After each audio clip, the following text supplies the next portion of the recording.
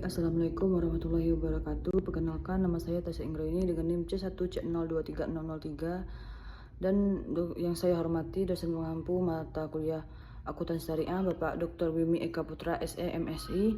Di sini saya akan menjelaskan pengertian akad salam, jenis akad salam, dasar syariah, perlakuan akuntansi PSAK 103 dan ilustrasi.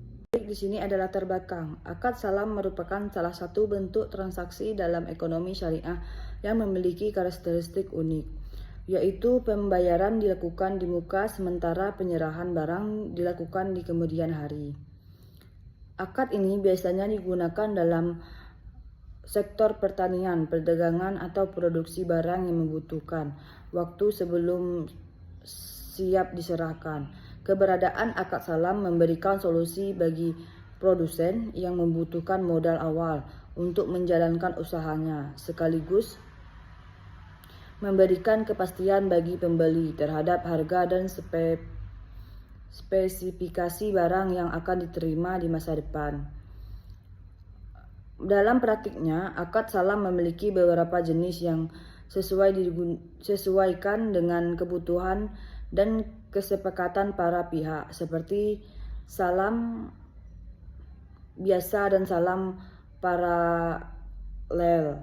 Salam biasa melibatkan suatu akad antara pembeli dengan penjual, sedangkan salam paralel melibatkan dua akad yang terpisah, di mana pihak pertama melakukan akad salam dengan pihak kedua, lalu membuat akad lain dengan pihak ketiga.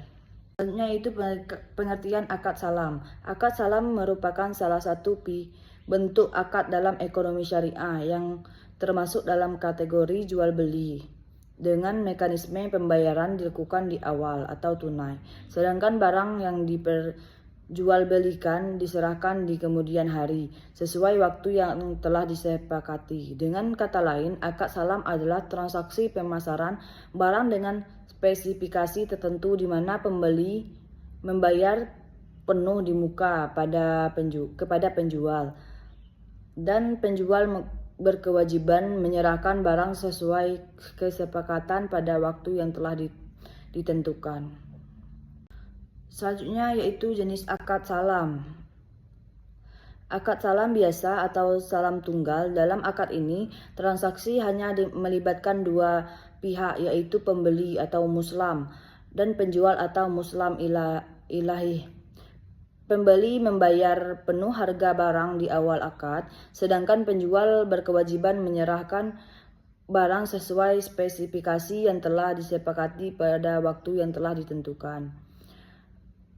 Yang kedua yaitu akad salam paralel atau salam. Akad ini melibatkan dua transaksi yang terpisah tetapi saling berkaitan dengan ekonomi. Dalam salam paralel, pihak pertama, misalnya lembaga keuangan syariah, melakukan akad salam dengan nasabah sebagai pembeli. Kemudian pihak tersebut melakukan akad salam kedua dengan pihak lain atau produsen atau pemasok untuk memenuhi kewajibannya. Selanjutnya yaitu dasar syariah dalam Islam. Akad salam merupakan salah satu bentuk transaksi yang memiliki landasan kuat dalam fiqh muamalah, karena secara jelas diatur dalam sumber hukum Islam. Secara umum, dasar syariah akan akad salam bersumber dari Al-Quran, hadis, serta ijma atau kesepakatan para ulama. Keberadaan akad ini menunjukkan bahwa Islam memberikan ruang fleksibilitas dalam kegiatan ekonomi selama tetap menjaga prinsip keadilan, kejelasan, dan menghindari unsur yang dilarang seperti riba, gharar, atau ketidakpastian dan marsir. Salah satu dasar utama dalam Al-Quran yang menjadi landasan akad salam adalah surah Al-Baqarah ayat 282 yang membahas tentang pentingnya pencatatan transaksi utang piutang secara jelas dan rinci.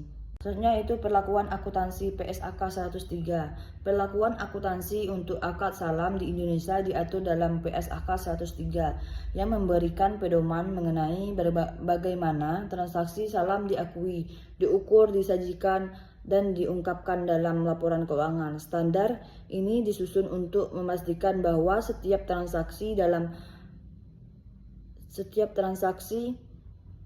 salam dicatat secara sistematis, transparan, dan sesuai dengan prinsip syariah, sehingga dapat memberikan informasi yang andal bagi para pengguna laporan keuangan, baik dari sisi penjual maupun pembeli. Ilustrasi kasus akad salam. Dalam memahami penerapan akad salam secara lebih konkret, berikut disajikan ilustrasi kasus dan dalam praktik ekonomi syariah yang menggambarkan alur transaksi dari awal hingga penyelesaian, termasuk aspek kesepakatan dan implikasinya. Misalnya, sebuah perusahaan pengelolaan makanan bersama PT Barokah Pangan bertindak sebagai pembeli, melakukan akad salam dengan seseorang petani beras, Pak Ahmad, sebagai penjual.